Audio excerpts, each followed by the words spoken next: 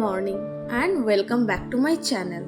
বৃহস্পতিবারের সকাল ছুটি নিয়েছি, কারণ কলকাতা থেকে আজ ইলিশ মাছ পাঠাচ্ছে।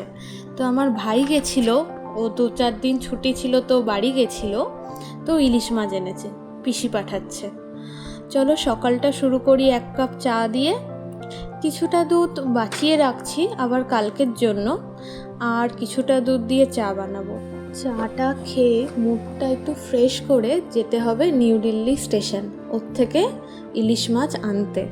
বাঙালি আর মাছ ভক্ত না, এটা হয়তো দুনিয়াতে একটু কমই দেখা যায়, আর আমি তো একটু বেশিই ভক্ত।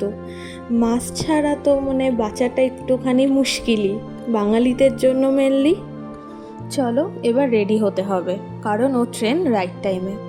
এমন না যে দিল্লিতে কিছু পাওয়া যায় না, এখানে ইলিশ মাছও পাওয়া যায়, হিমসাগর আমও পাওয়া যায়।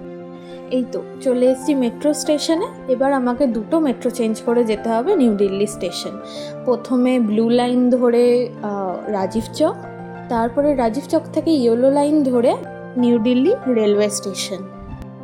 হ্যাঁ, যেটা বলছিলাম, বাড়িতে আত্মীয় স্বজন, মা বাবা অনেকেই ভাবে যে দিল্লিতে সব পাওয়া যায়। দিল্লিতে কিন্তু সব পাওয়া যায়।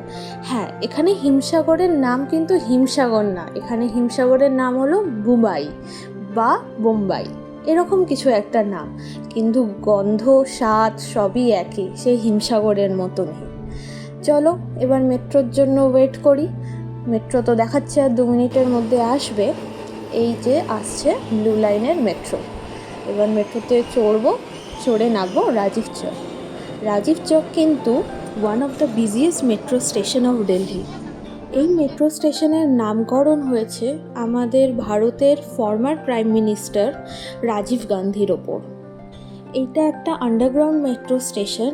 এর ওপরে হচ্ছে কনঅট প্লেস, যেটা দিল্লির খুব ফেমাস একটা জায়গা, বলতে পারো সেন্ট্রাল দিল্লি।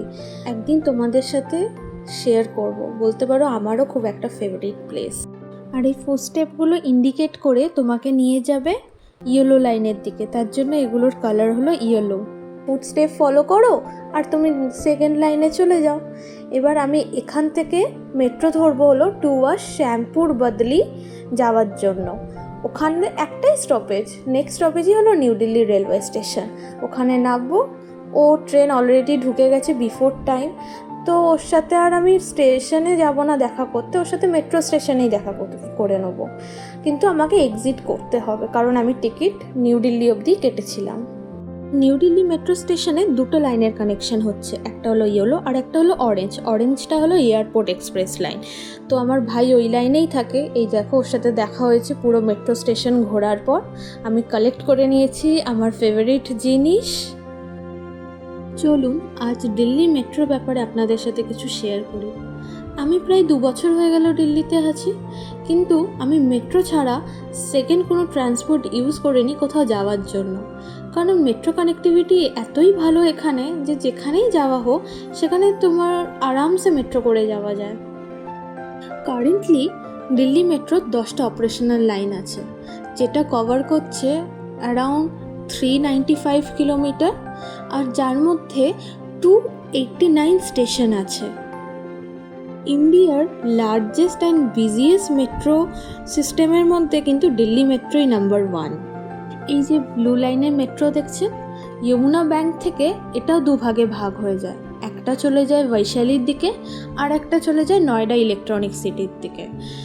দিল্লি মেট্রো সবথেকে বড় লাইন হলো পিঙ্ক লাইন, যেটা অ্যাপ্রক্সিমেটলি কভার করছে 59 to 60 কিলোমিটার উইদিন দিল্লি। সেটাকে রিং রোড নামেও পরিচিত। গল্প করতে করতে আমিও পৌঁছে গেলাম বাড়ির দিকে। এই তো এবার নামবো, নেবে সিধা বাড়ি।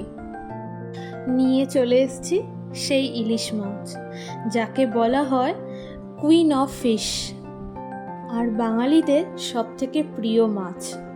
ইলিশ কিন্তু প্রাইমারিলি আর সল্ট ওয়াটার ফিশ।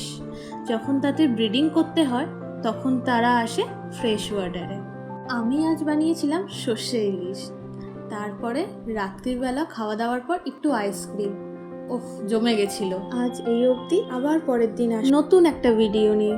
আর যদি ভিডিওটা ভালো লেগে থাকে please like, share and subscribe.